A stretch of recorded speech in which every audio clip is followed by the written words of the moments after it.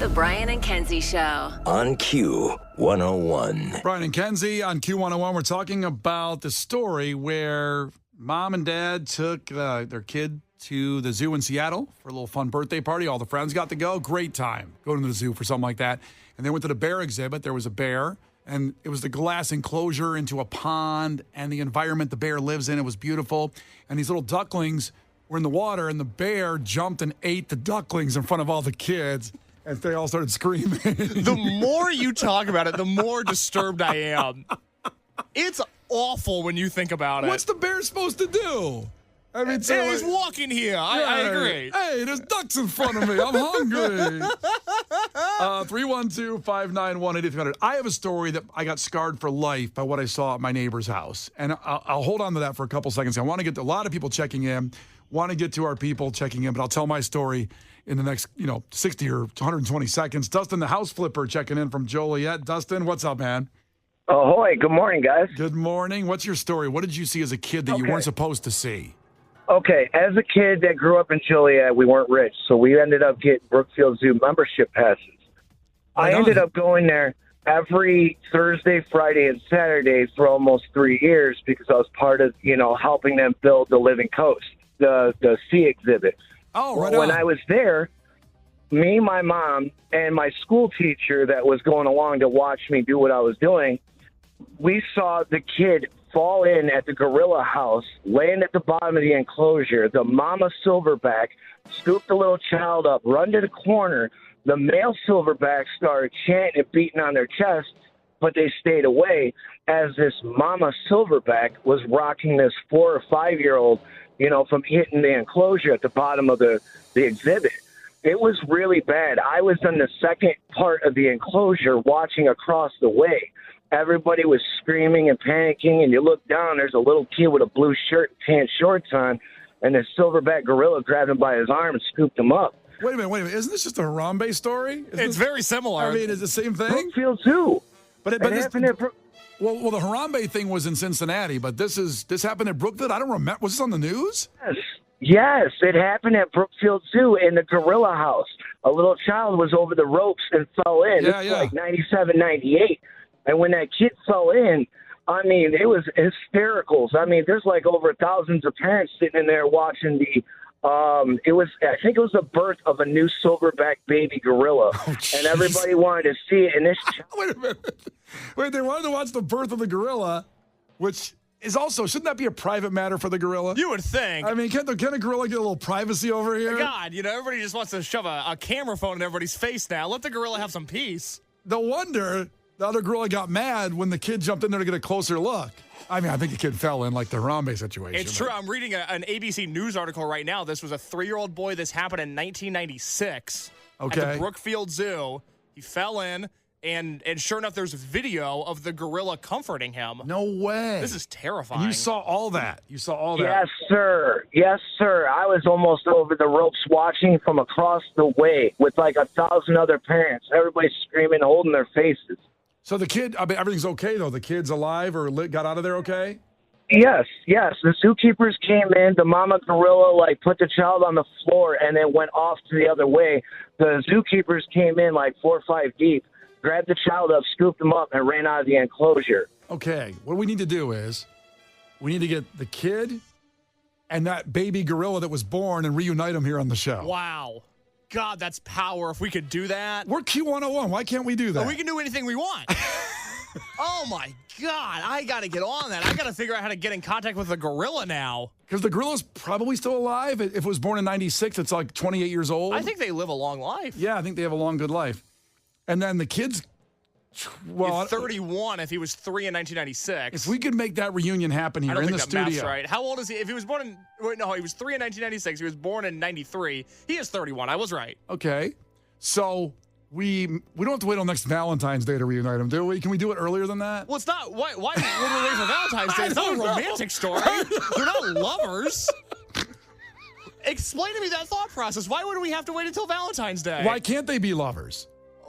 Legally, they cannot. Oh, that's right. That's, what's animal? Never mind. No. What's it called? Think of it. I was going to say necrophilia, but that's... that's a dead body. That's a dead body. And this kid's alive and well. Yeah, animal. What is it when you have... Sex with an animal. What is it, Brian? A good time? Brian and Kenzie in the morning.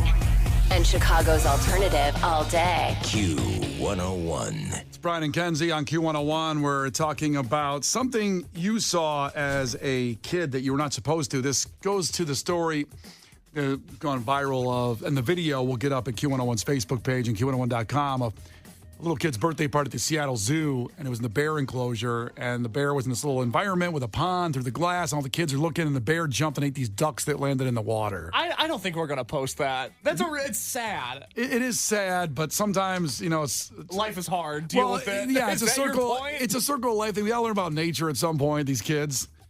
God. If you can make the judgment call, Case will post during the show on Facebook. If you think it's just so sad. But it is, bears got to eat. Okay. Hard to argue with that. Okay, I promised I'd tell you my story of how I was scarred for life when I saw my neighbor's house. We got a lot of people checking in. Jessica's got an incredible story about a turtle that she wasn't supposed to see. So we'll get to Jessica in just about 60 seconds. So my story is this. These burnouts moved next to my house when I was a kid. A bunch of, they looked like the band Boston, to give a reference point, because they all had like huge hair and they were cool. Like, I'm like 6 years old and these guys were cool. Okay, all right. Smoked tons of weed. My dad wasn't happy about it. Do you think if you saw them now, you would think they were cool, or is it just because you were so young you thought they were cool? Well, they got to be like 70 now. Okay. So let me rephrase the question. You're you now. Yeah. They're frozen in time. They're still the same age. Oh. Not are they cool now. But would you think they were cool if 2024 Brian saw them today? Hell yeah. Okay, all right. I mean, all they did was ever wear, the Canadian tuxedo, jean jackets, ripped up jeans, and they had a badass car in the yard. They smoked weed all the time. And again, my dad hated this. Well, rightfully so. Yeah, property values are going down. I was about to say. Not that we were in a rich neighborhood, but my dad, worked his ass off to get out of the hood, and he goes to the suburbs, and the burnouts move in next door. Sounds like a sitcom, actually. That's the plot of that 70s show, basically.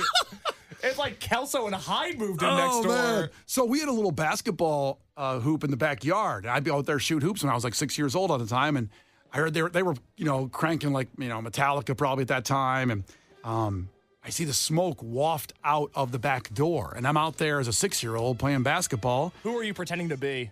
Oh, at that point, Jordan. Okay. I'd always go like, Michael Jordan, and then miss over the backboard. Or Michael Jordan, and couldn't even get it to the rim at that point. That's a cute visual. I wish I had video of it. And all of a sudden I see the smoke, and the door wafts open, and in the smoke, I can see a woman with very long, luxurious hair. Like the silhouette of a woman. Yeah, and you're 6 years old. You don't know anything. And I see the smoke come out, and she comes out. And as the smoke blows away, I realize she's bottomless. Bottomless how? No pants on. Okay. Is she wearing a shirt? Yeah, she's wearing a shirt. She looks like Winnie the Pooh, like sexy Winnie the Pooh? She's Winnie the Pooh. Yeah. What was her shirt? Was it like a band shirt? I don't remember. Okay. It had frilly sleeves, because probably like a hippie a little bit. Oh, was it a pirate shirt? Was it a puffy shirt? No, it was a short sleeve. Okay, all right. But I vividly remember bottomless. That's maybe this is wrong of me to think. Women bottomless is a weirder look than men bottomless. Well, when you're 6 years old. You don't know anything. I didn't have sisters. No. I had 4 brothers, and I ran. Mm-hmm. That's not the reaction you were expecting, I think. Well, at 6 years old, I would hope you didn't jump on her. Let me take this for a spin real quick. And she saw me and didn't react. Mm-hmm. Stayed out there bottomless. Like, didn't go, oh my God, and run in the house. She just stood there bottomless, smoking a cigarette. Feeling the breeze. Yeah. It was drafty out there. Well, it was a nice breeze. We had a creek in the background, so a little water scene. Oh, yeah. Yeah. And I can picture it right now. I can picture it. I have so many questions. Or her, I should say, not it. Please put some respect on that lady's name. Where is she today? Holy cow, she must be 70 now. Wow. Yeah, she might be a grandmother. Did she look good then? I don't know. Because I have the visual in my head, and I know what it looks like now. Uh-huh. I can't match it up. I can't. Because I was so scared. I didn't know what was going on. I was scared, and I ran. I can only speak to this from the male perspective, but the first time you see the bottom half of a woman, it's terrifying. I don't, you're not sure what to expect, but it's not that. Yeah, that's my story. Kenzie's got a great story coming up, too, by the way, of something you weren't supposed to see as a kid. Jessica, I'm sure you're glad you stuck on the line for that story, aren't you? I'm just dying here. Okay, good. Oh, my God, Case.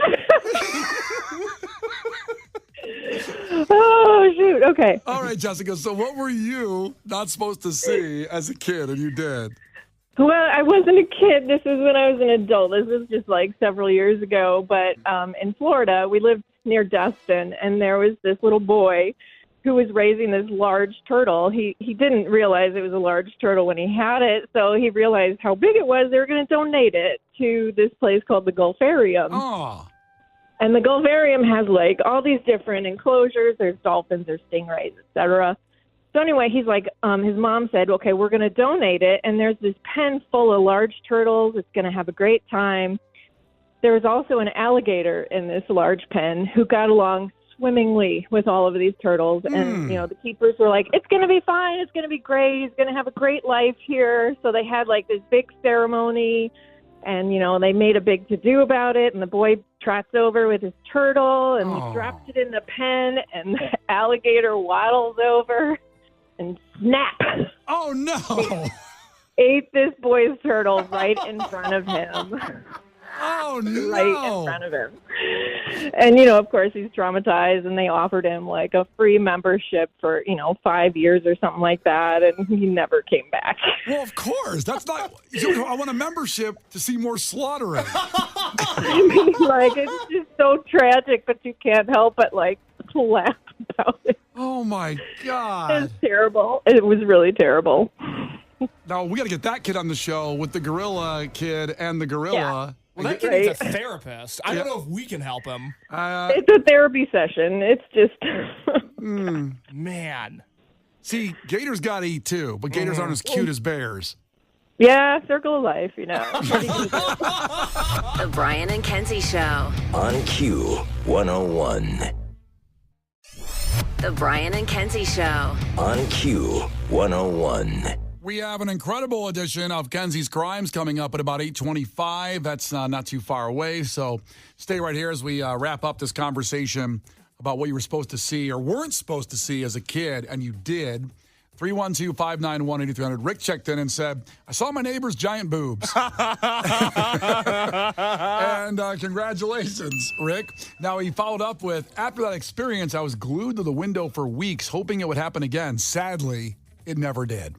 Well, that's a sad ending to that story. Well, it's what we talk about all the time. Up until very recently in the modern world, boobs were not accessible. Yep. Now, if you see giant boobs once now, you can see giant boobs a million times. I can go look at them right now. You can. Before we finish this break, I can go look at them. Will you Google giant boobs and just see what happens? Right now? Yeah. I'll tell you what I'll do. Kenzie wanted to chime in here. Kenzie, what is something you were not supposed to see as a kid, but you did? This is so bad. So my mom used to hide like gourmet chocolate bars, like candy bars in her room. You know, the really nice ones, like with a little chili pepper in them and stuff. So we used to look for them, me and my brother. Yeah. We're like, oh, I want some good candy. And I found her vibrator on accident. It was like light blue. So I'm like, it's probably in this drawer. Not a candy bar. How did that reaction go? What'd you do with it then? What do you mean when I didn't touch it? Ew. She's actually probably finding out right now that happened because that was just like an unspoken. My brother and I just looked at each other and was like, let's stop looking for the candy bars. Oh, cool. I don't want to find anything else. I've lost my appetite anyway at this point. The Brian and Kenzie Show. On Q101.